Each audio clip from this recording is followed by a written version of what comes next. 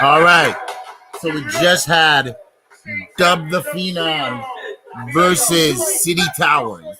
And that was the first time in the tournament, a 3-0 body bag. Like, no.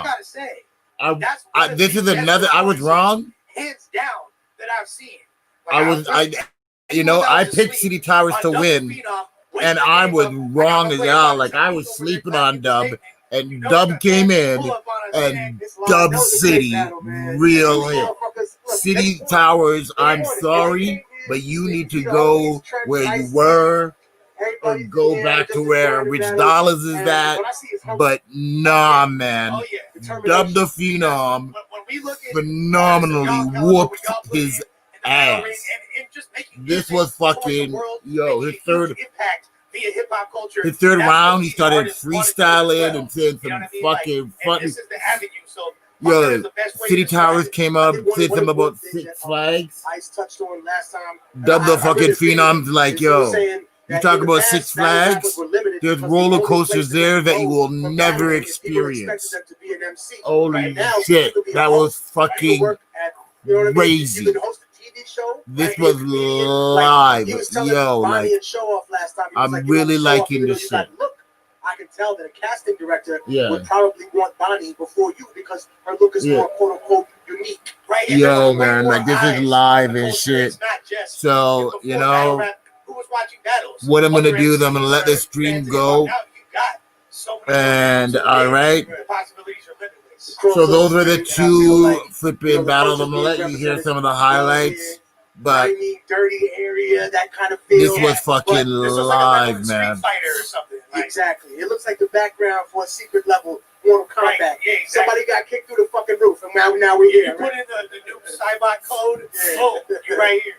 Yeah. No, man. I think what's good about this Dubb was crazy. Man, I just love to see the hunger in these young kids' eyes. Like the kid Red Flag and Fettuccine. That was a great battle. Yeah.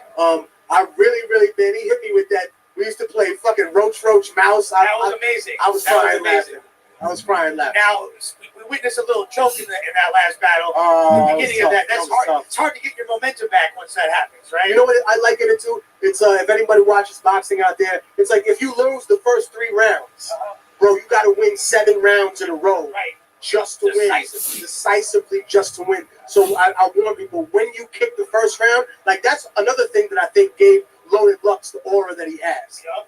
That one of the only people on across any stream, across any platform that just threw the first round basically, and then came back and decisively won. He has such a strong third; it's like equivalent to a knockout punch. Right. It kind of negates anything that happened before. You know what I mean? Right. He created that moment, and I feel like that didn't quite happen in this battle. Although Cityy had a strong third, you know what I mean? Cityy was not, and Cityy wasn't bad. I'm gonna say, me saying he got bodied, Cityy wasn't bad. He was actually good, but Dubb was on a different level. I feel like there's levels to this. Some people that are meant to perform in a big room and a little room. You got to practice for both. Like as an artist that toured the world, I remind people the stadium is sometimes easier than being in front of a stage that's only 3 feet tall with 200 people because motherfuckers is talking and you can hear them. Yeah. So sometimes being on the backstage with 2,000 people is actually clearer because you can block everybody out because they're just background noise. One entity, essentially. Like Swave would tell me that. He'd be like, man, it sounds like it sounds like I'm at the beach. So I play it like I'm at the beach and it helps me focus. And I kind of felt it because I was like, man, in this area, if me and this nigga laugh at some shit, it's going to throw somebody off. Right. They don't know, technique. Or if we're reacting more to somebody's lines, it's like, Right. What I was always taught when performing at big festivals is look 10 rows in, and everybody will feel like you're making eye contact. Right. It don't even matter. Right. I hope we can get back to that. I hope we can get back to those festivals and shows, man, because I had a wonderful time, man. No, absolutely. And me and Jedi Mind Trips, we were planning a tour before the pandemic hit, so we'll get to it afterwards. Man. I've been hearing about shows overseas. I heard R.A. the Rugged Man recently did a show in Europe, and so it's coming back slowly. I mean, obviously, it's not going to happen now for a few months because Germany, France, and England both went back into lockdown this week. So hopefully this fuck shit all bad. Right. Hopefully after the election, some things clear up. But I'm just looking forward to seeing the end of this battle. And like the way Poison Pen like told me about the Grand Prix and explained to me, was like, yo, bring the homies because we gonna give away 50,000 in the middle of everybody losing their jobs. That's a life-changing situation. That's a life-changing situation, Lush. Now, as somebody who came up, you were already making tracks and making a lot of noise in the underground, but you were also active in the battle scene. Is it a different process for you preparing for a battle as it was writing joints? 100%. And I think that's part of the reason why when people ask me, how come you never jumped back into it? And it said, because people got used to not seeing me there. Right. If I jumped back into it, the worst thing I told Penn would be for me to win. And he goes, why? I said, because then people ain't going to call me and offer me $25,000 a show. They're going to be like, hey, man, you want $3,000 to risk your reputation in battle? And I'm like, nah, I want to take the big money. But at the same time, I understand the honor factor. Like, you know what I mean? Somebody wants to see you on the street. I was explaining to the homies that when we were kids, like, and someone brought me to another neighborhood, one of the OGs was like, yo, we brought you here to battle. I didn't ask no questions. You're repping Harlem at that point. It was like, it reminds me of the UFC with the new guy with the cleft palate, Kazmat Chamaza, when he's just like, yo, bring me, I'll fight whoever it is. Right. I love that attitude. I love that. I mean, it's not the most business savvy attitude, kids, but it really does exemplify the heart of a champ. It's the MC attitude. You're from like the tournament era. You know what I mean? Like, we didn't know who we was going to have to go up against. No, that's true. All right, we get into the next battle. Let's do it, man. Actually, we got the judge's decision. Let's see what they say, man. Thank you, Tech. Fly together like love bugs. With the racket. Break, skate, or get your dog washed out, pumping sun stuff. What? Y'all ain't see me body presidential doves?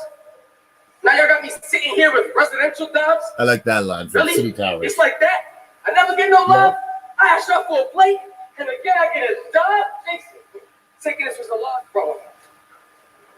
King of the Dot Grand Prix 2020. This is the second round. This is the East Coast. I'm the fat man from Best Stop. My name's Big. We just had a goodie on Cityy Towers versus Dubb Da Fenom. We have Bridgeport versus Philly. East Coast, you know what I mean? And we went to the judges, and it was a unanimous decision. Let me get my words together. It was a unanimous decision. Give it up for Dubb Da Fenom, y'all. I'm sorry. Bad. Dubb was crazy. 30. I mean, obviously, round one, my man choked out there. Well, listen, not to be disrespectful or a dickhead, but I'm a disrespectful dickhead. Cityy Towers did not have one quotable in this whole battle. Not one. I sat here with my notepad. I tried to get it. It wasn't there. Never mind. Dubb said, the Phenom on a motorcycle like the Undertaker. That's it for me. Good. The eye battle and the eye battle thing, were good. 30-30. Loved it. Great performance. Great performer. I'm a fan. I'll be watching more. I was very surprised. That Dubb impressed me. Yo, what's up? It's Advocates representing Team Hami. Low Life's in the building. Ayako, they see him. Shout out to Penn. Shout out to Lush Ones. Shout out to Direct, Organic, and KOTV for having me here judging. The first round, it was an easy 10-8, with the choke and everything with Cityy Towers and everything. I was waiting to hear more from him. I thought he could catch Yes. because, Dubb Phenom's first round was live, but, after that, he just took over the last two second rounds. and third was so I have crazy. it as 3-0, 10-9, 10-9, 10-8 on the first one, so it's 3-0. Body bag. Yo, what's good? I got Dubb 3-0 first round. Wasn't even worth taking notes, but judge over the baby, sneaker store Chick-fil-A, like he was doing good. Round two, Cityy Towers was trying, but you could see that he was just defeated from choking the first round. He didn't really have much there either. The way Dubb started off, I was like, yeah, if you keep that up, he got that round two, 10-9. Round three, Cityy was the strongest round, but Cityy was all right on the third. Nothing at the end of the day because Dubb just consistent. My man Kept rolling, yeah, man. Like the jokes, the real shit. All right, we'll be back. I like this shit. We're getting to the tournament battles. So we're going to be having y'all. My verse is beautiful, you man. get the good My stuff. verse is beautiful. So. I think this is very easy. But- I think we all can agree. But you know, next on tournament, this, Dubb Head Da Ice, Fenom, very. I mean, he was consistent XL, all 3 Show rounds. Off, and J Cityy Murder. Towers, you know what Let's you're supposed to do go. when you come to a battle. You gotta come prepared. So yeah, I mean,